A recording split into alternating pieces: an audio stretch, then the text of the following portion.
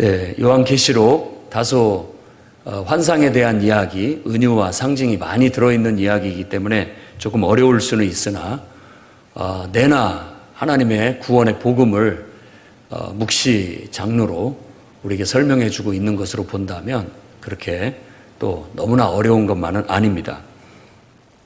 오늘 하늘이 열리고 요한이 보았다라는 말을 3번 씁니다. 11절에 열린 하늘을 보았다라고 얘기하고 있고, 또 17절에 내가 보았다라고 얘기하고 19절에 또 내가 보았다라고 하는데, 첫 번째 본 것은 백마를 탄 자, 백마를 탄 자를 보았고, 두 번째 본 것은 해 가운데에 나타난 천사가 큰 음성으로 새들을 부르는 그런 소리를 듣는 장면을 보았고, 그 다음에 19절에서는 바로 짐승이 그 말탄 자, 백마 탄 자와 전쟁을 벌이고 결국은 그 백마 탄 자에게 체포되었다.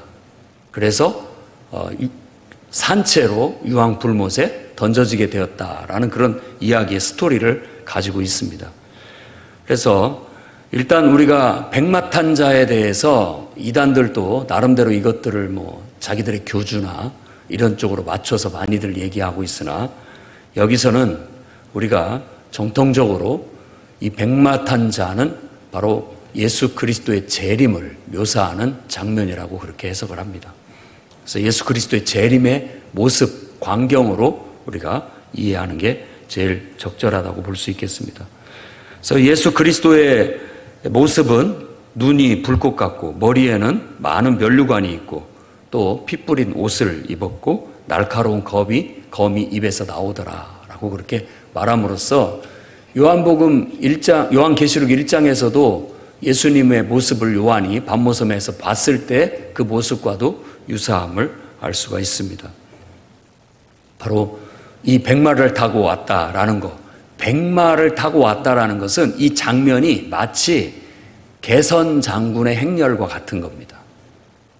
백마는 그러니까 로마 군대가 이제 승리를 하고 개선 장군이 돼서 이렇게 올 때 백마, 거기는 이제 마차에 4개의 흰 말이 끄는 마차를 타고 그 승리의 면류관을 쓰고 이렇게 행렬을 하게 되면 개선문을 만들고 거기를 통과를 하면 온 군중들이 나와서 환호하는 그런 장면과 살짝 그 배경을 두고 있다는 걸 알 수 있습니다.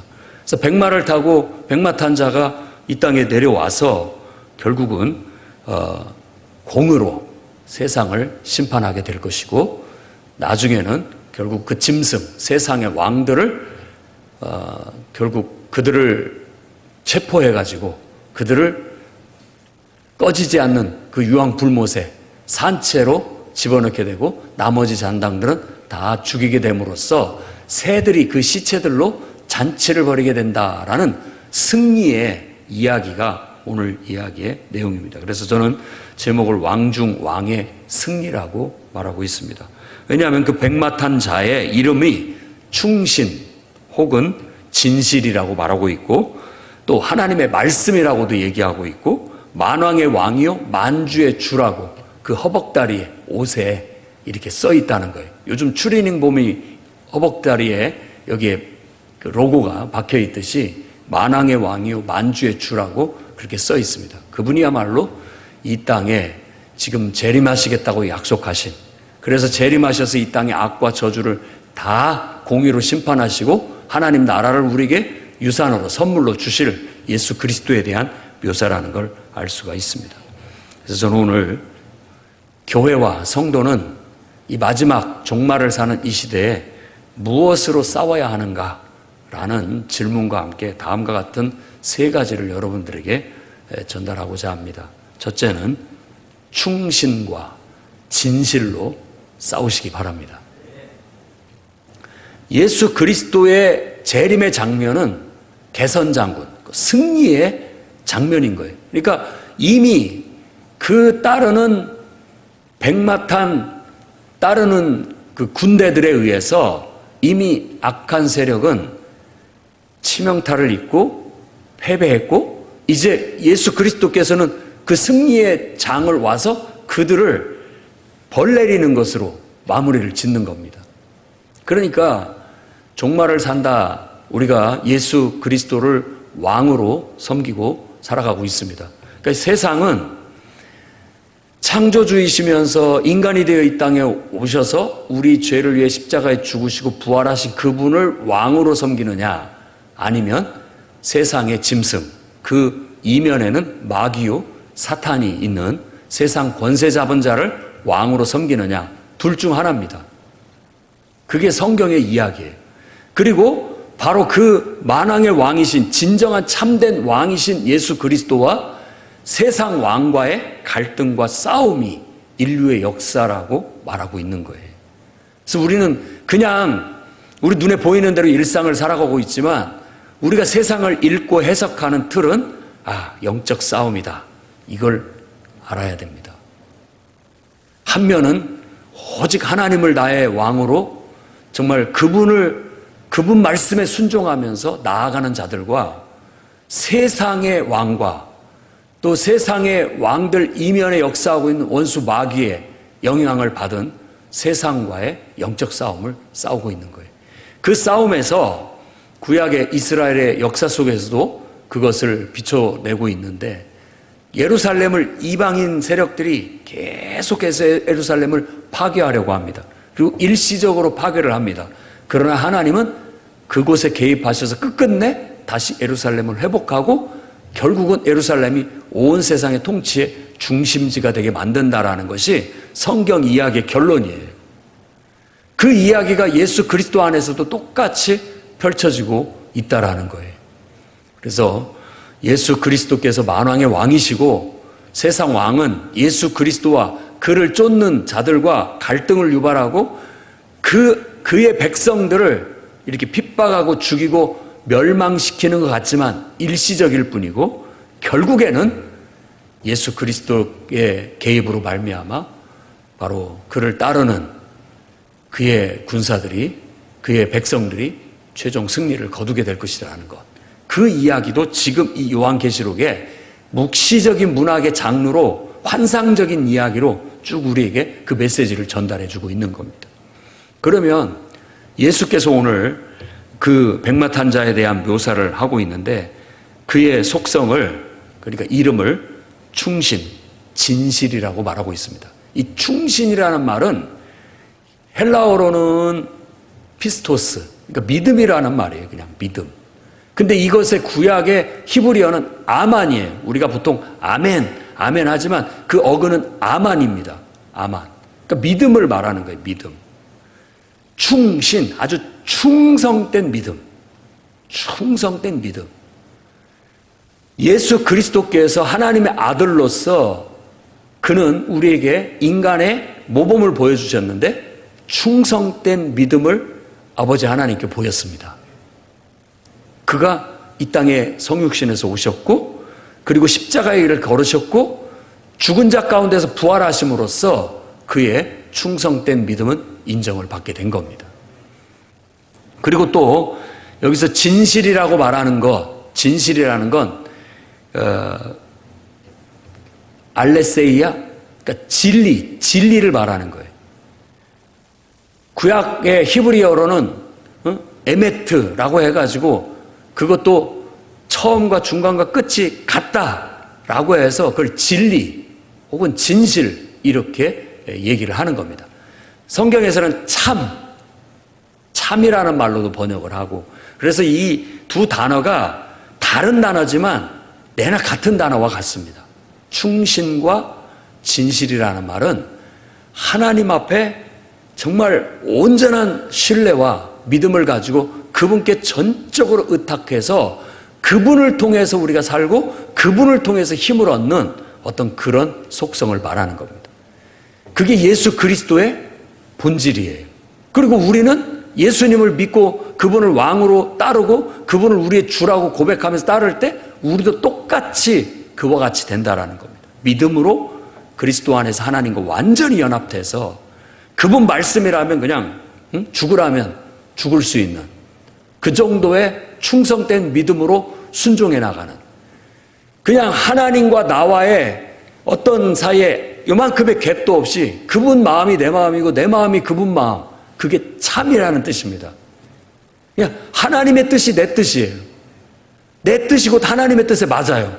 그걸 진실되다, 참되다 라고 말하는 거예요. 어떤 왜곡이 없고 어떤 변화가 없습니다. 그대로의 모습이죠. 바로 그것이 성도들의 능력이에요. 그러니까 쉽게 얘기한다면 믿음만이 능력입니다. 여러분, 우리가 세상 사람들은 불신과 거짓, 그걸로 세상을 지배합니다. 그걸로 세상의 짐승은 불신과 그리고 거짓, 온갖 그런 악한 것들로 결국은 세상을 통치하고 있습니다. 그러나 예수 그리스도는 그런 세상 앞에 똑같이 그런 힘과 능력, 사탄의 권세, 육신적인 힘, 이런 것으로 싸우지 않았습니다. 그는 충신과 진실로서 싸우셨습니다. 그래서 승리하신 거예요. 그것을 대표적으로 보여준 게 하늘의 천만 천사들을 불러가지고 당장에 빌라도와 그의 일당들을 다 멸할 수도 있었지만 그분은 그렇게 하지 않았다는 겁니다. 그저 그들이 사탄의 사조 아래서 온갖 악이 예수 그리스도 앞에 다 집결해서 하나님의 아들을 죽이려고 할 때 묵묵히 하나님 앞에 순종함으로써, 하나님만 믿고 하나님께 모든 걸 맡기고 순종함으로써 십자가에 죽으신 것, 그것이 진정한 믿음, 그리고 그것이 결국은 악의 권세를 깨뜨려버리는, 사탄의 권세를 무력화시키는 능력이 되었다라고 말하고 있는 겁니다.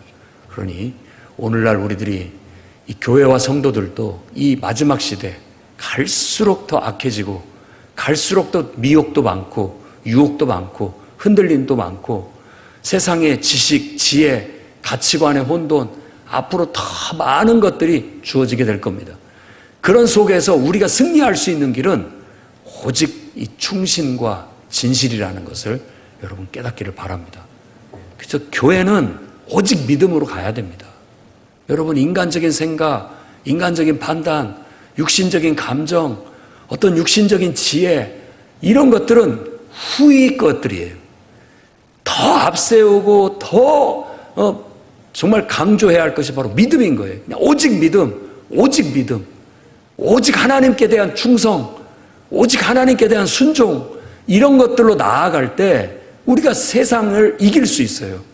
예수께서 원수 마귀 사탄의 권세를 깨뜨리신 것처럼 오늘날 교회와 성도들이 능력을 발휘하려면 그런 오직 하나님께만 순종하는 절대적인 이 믿음만이 우리가 승리할 수 있는 길입니다.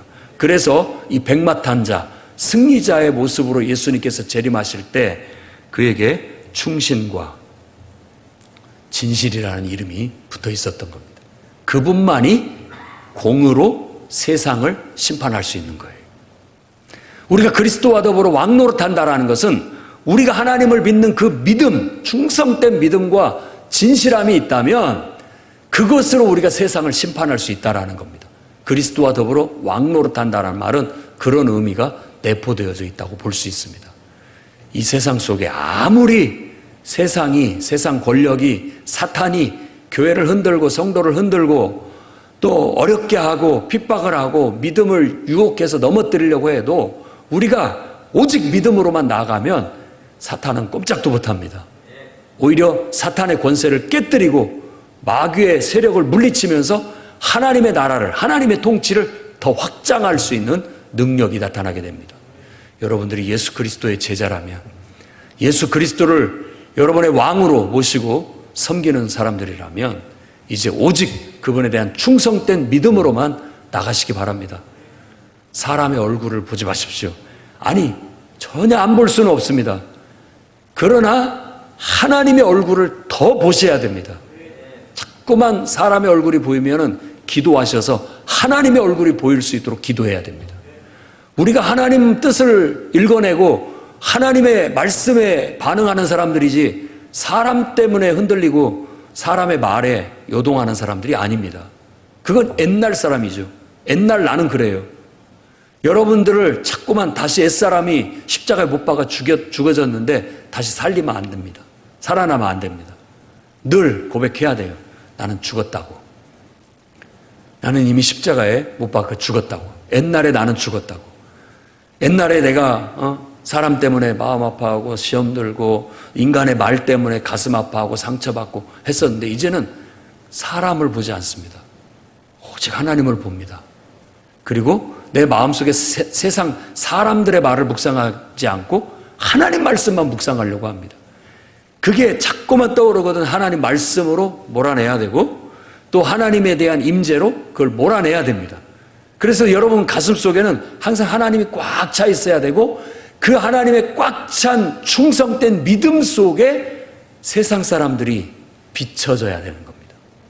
믿음이 걷어져 버리고 세상 사람들이 여러분 마음에 비춰지고 들어오게 되면 그걸로 인해서 걸려 넘어질 확률이 높습니다.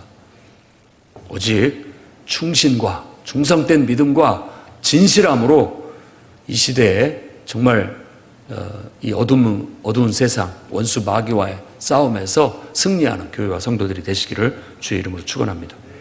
두 번째로는 십자가로 무장해서 승리하시기 바랍니다. 네, 구약 성경의 이스라엘의 역사 속에서도 도성 예루살렘을 상징하는 하나님의 백성, 이방인들이 계속해서 파괴하고 멸하려고 했습니다.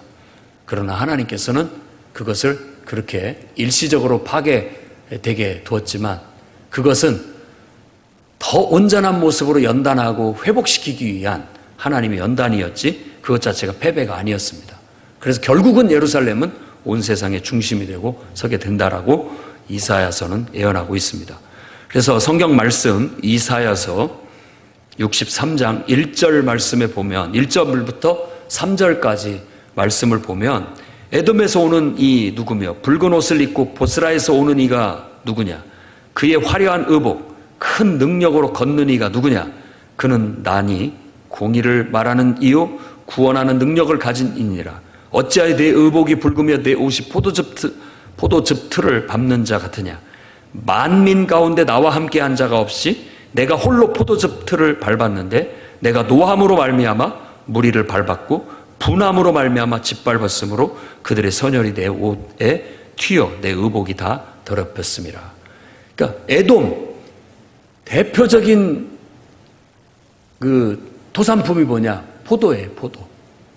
그 땅도 붉은이라는 의미를 갖고 있지만 그 포도가 생산되는 보스라 지역에서 포도주 틀을 밟느라고 옷이 포도주 물에 다 붉게 물들었다라는 그 상징 이미지를 가지고 이스라엘을 위해서 예루살렘을 위해서 싸우시는 전사 하나님의 모습을 말하고 있는 거예요. 그런데 이 모습은 정확히 오늘도 그 피로 물든 옷을 입었다라고 말하고 있는 이 백마탄자 이 예수 그리스도 그것은 바로 우리를 위해서 홀로 고독하게 우리의 구원을 위해서 싸우신 예수 그리스도의 십자가의 투쟁을 암시적으로 보여주는 대목이라고 볼 수 있습니다. 고린도전서 1장 18절 말씀 보면 십자가의 도가 멸망하는 자들에게는 미련한 것이요 구원을 받는 우리에게는 하나님의 능력이라 믿으십니까? 우리에게는 십자가가 능력이에요. 믿으셔야 됩니다.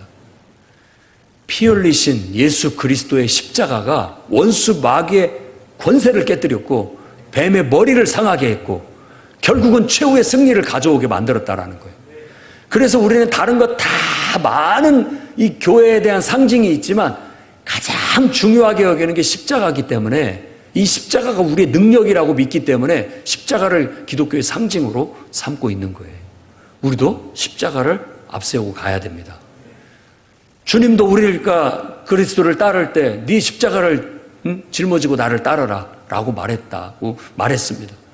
우리가 정말로 원수 마귀를 싸워서 이기고 이 땅에서 하나님 나라를 확장하고 하나님의 역사를 이루기 위해서는 십자가를 앞세우고 가야 됩니다. 십자가의 길을 걸어가야 돼요. 그 길은 고난의 길이고 그 길은 희생의 길이고 그 길은 죽음의 길인 거예요. 여러분 자신들이 그리스도와 더불어 십자가에 죽지 않으면 진정한 영적인 능력을 발휘하지 못합니다. 저부터도 그렇고 여러분들도 마찬가지입니다. 모든 하나님의 일꾼들은 십자가의 길을 걸어야 거기에서부터 영적인 능력을 발휘할 수가 있게 되는 겁니다. 여러분의 영적인 능력을 자꾸만 세상적인 것에서 끌어내려고 하지 마십시오. 지식적인 것에서 능력이 나올 줄로 생각한다면 그 착각입니다. 뭐라고 얘기하냐? 고린도전서 1장 23절에 23절부터 25절까지 우리는 십자가에 못 박힌 그리스도를 전하니 유대인에게는 꺼리끼는 것이요 이방인에게는 미련한 것이로되 오직 부름을 받은 자들에게는 유대인이나 헬라인이나 그리스도는 하나님의 능력이요 하나님의 지혜니라. 하나님의 어리석음이 사람보다 지혜롭고 하나님의 약하심이 사람보다 강하니라. 믿으십니까? 예. 여러분들의 지혜가 아무리 강해 보여도 십자가의 능력만 못합니다. 여러분들의 어떤 세상적인 물질과 세상적인 어떤 스펙과 모든 것들이 뛰어나 보여도 십자가보다는 강하지 않습니다. 십자가의 능력 아래서 여러분들의 스펙과 여러분들의 지혜와 여러분들의 지식과 여러분들의 힘이 활용되어질 때 비로소 능력을 발휘하는 것이지 십자가가 없는 지혜, 지식, 세상적인 것들은 아무것도 아닙니다. 우리가 착각하면 안 됩니다. 우리가 순간순간 착각을 해요. 내가 뭐가 잘나서 내가 뭔가 더 능력이 있어서 내가 똑똑해서 아직 내가 지금 덜 죽었거나 죽었다가 다시 살아나고 있는 겁니다. 지금 자꾸만 살아나고 있는 거예요. 내가 보이기 시작하고 십자가가 보여야 되는데 정말 예수 그리스도가 보여야 되는데 자꾸만 내가 보이고 자꾸만 인간이 보이고 육신적인 것들이 생각되고 세상적인 것들이 자꾸만 우리 눈앞에 어른거리게 된다면 지금 나는 죽었었는데 어느 순간 나도 모르게 내가 살아나고 있는 거예요. 다시 한번 우리는 정말 이 아덴을 거쳐서 고린도에 가서 갈 때 크게 깨달은 바 십자가밖에 없다. 아무리 철학적으로 또 인문학적으로 정말 그럴싸하게 설명을 해줘봤자 그건 그냥 고개만 끄덕일 뿐 영혼을 깨우고 구원하는 능력은 되지를 못하는 거예요. 십자가가 능력이라는 걸 그때 알고 고린도 교회에 이와 같은 얘기를 하고 있는 겁니다. 여러분 우리도 지금 신앙생활을 할 때 십자가가 능력이라고 믿고 외치고 나아가야 됩니다. 십자가에서 내가 죽을 때에 내가 약해질 그때에 하나님의 능력이 내 안에서 강해지는 거예요. 자꾸만 내가 살아나가게 되고 내가 드러나게 되면 하나님의 능력은 약해져 버리게 되고 교회는 교회가 안 돼버리고 세상단체가 돼버리고 우리의 사역은 인간적인 일이 돼버리고 하나님의 역사가 되지 않게 되는 겁니다. 그러니 깨어서 여러분 십자가로 무장하고 십자가를 앞세우고 나아가서 정말 하나님의 능력으로 주님의 일을 하고 하나님의 능력으로 영혼을 구원하고 하나님의 능력으로 주님의 제자답게 훌륭하게 주님 재림하실 때까지 살아나갈 수 있기를 바랍니다. 세 번째로는 하나님의 말씀으로 여러분이 승리하는 자들이 되시기 바랍니다. 네. 오늘 충신과 진실이라고도 하셨지만 그의 이름은 하나님의 말씀이라고 얘기를 합니다. 그리고 그 적힌 이름 중에 자기만 아는 이름, 이것은 하나님의 신비를 말하는 겁니다. 예수 그리스도의 신비. 하나님의 말씀에는 신비, 우리가 다 알 수 없는 힘과 권세와 능력이 있어요. 우리가 모릅니다, 다. 그래서 그분을 안다고 할 수도 없고 다 안다고 할 수가 없고 여러분들이 지금 내가 하나님을 잘 안다고 생각을 하지만 그 잘한다는 생각이 100%면은 여러분들은 지금 다 모르는 겁니다. 뭔가 이렇게 차는 것 같은데 채워지지 않고 다시 쭈르륵 밑으로 떨어지는 것 같이 다시 빈 공간이 생겨야 그게 정상입니다. 알면 알수록 모른다는 걸 알게 되는 그런 게 있어요. 그리고 하나님의 말씀의 검으로 그 입에서 검이 나와서 짐승을 물리친다라고 그렇게 말하고 있습니다. 세상을 그 입에서 나오는 검으로 물리친다라고 얘기하고 있습니다. 에베소서 6장 14절부터 18절에는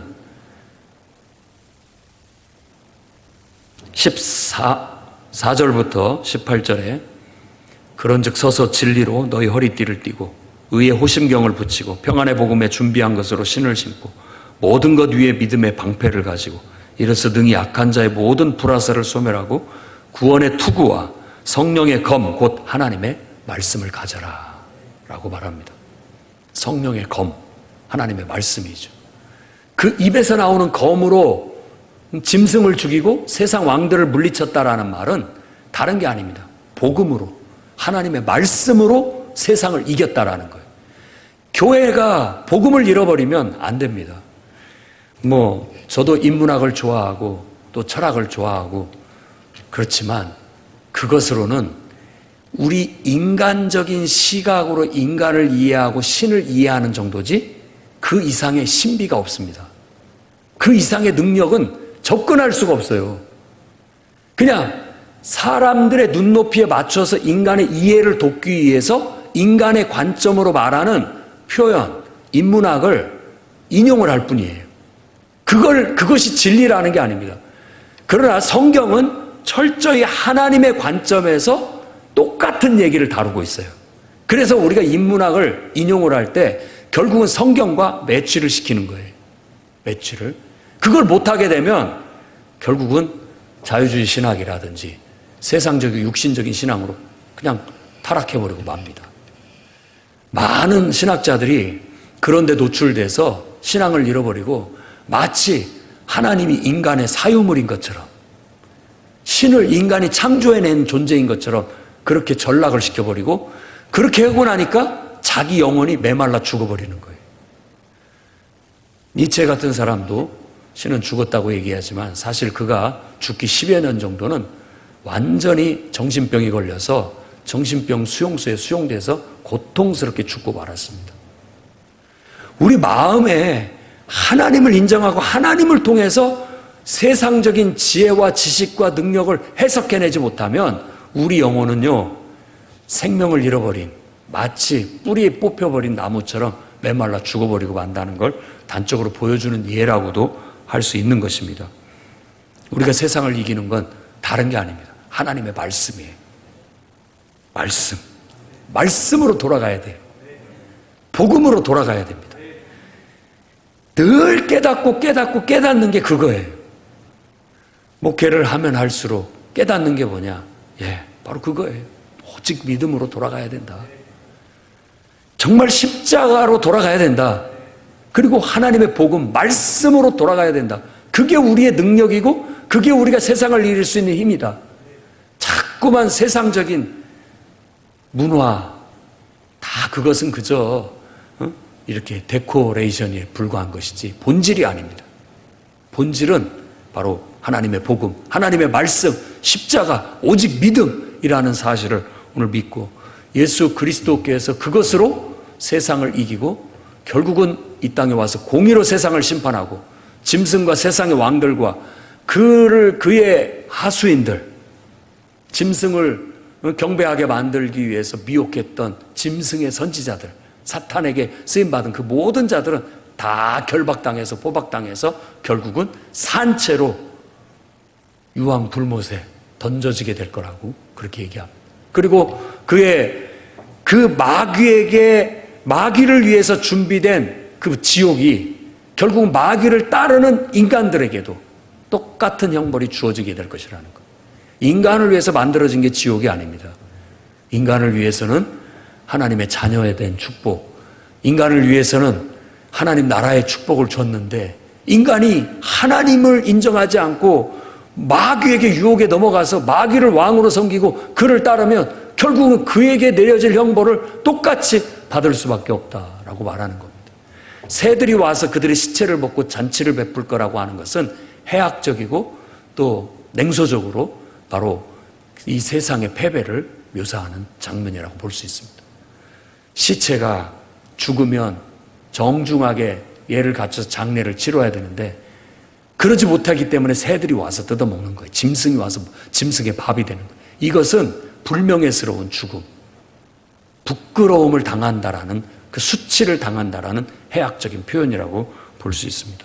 결국 우리가 속아 넘어가서 마귀의 종이 되고 마귀 좋은 일만 시키다가 결국은 하나님 앞에 하나님의 자녀임에도 불구하고 우리에게 하나님의 자녀로서 하나님의 영원한 생명, 영생을 우리에게 선물로 주셨음에도 불구하고 하나님의 나라를 우리에게 유산으로 우리가 주셔서 그 유산을 물려받을 존재임에도 불구하고 그거 다 잃어버리고 결국 마귀 종이 돼가지고 마귀가 형벌받는 그 지옥불에 들어가서 영원히 같이 멸망받는다는 것은 정말 인간으로서 치욕 중에 치욕이 아닐 수가 없습니다.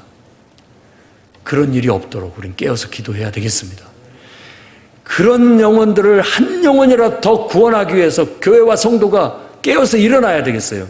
그래서 오직 믿음을 외치고 충성된 믿음으로 똘똘 뭉친 성도와 교회가 이 마지막 때 세상을 이기는, 그래서 영혼들을 원수 마귀 사탄의 세력을 깨뜨리고 끄집어내는, 구원시키는 능력을 발휘해야 되겠습니다. 십자가로 예수께서 승리하신 것처럼 우리도 내가 죽는 십자가의 능력으로 세상을 이기고 원수 마귀를 싸워 이기고 그 속에서 우리가 영적인 승리를 거두어 나가야 되겠습니다. 오직 복음, 오직 하나님의 말씀, 우리 인간의 지혜가 복음보다 하나님 말씀보다 더 위에 서는 일 없이 오직 하나님 말씀을 최고로 두고 그저 오직 순수한 믿음으로 달려나갈 때 하나님은 주님이 재림하시기까지 이 교회와 성도들을 통해서 놀라운 승리를 경험하게 하실 줄로 믿습니다. 여러분 인생에도 놀라운 승리가, 마귀가 여러분들한테 굴복하고 영혼들이 하나님께로 돌아오는 그런 역사를 경험하시기를 주의 이름으로 축원합니다. 기도합니다. 거룩하신 주님,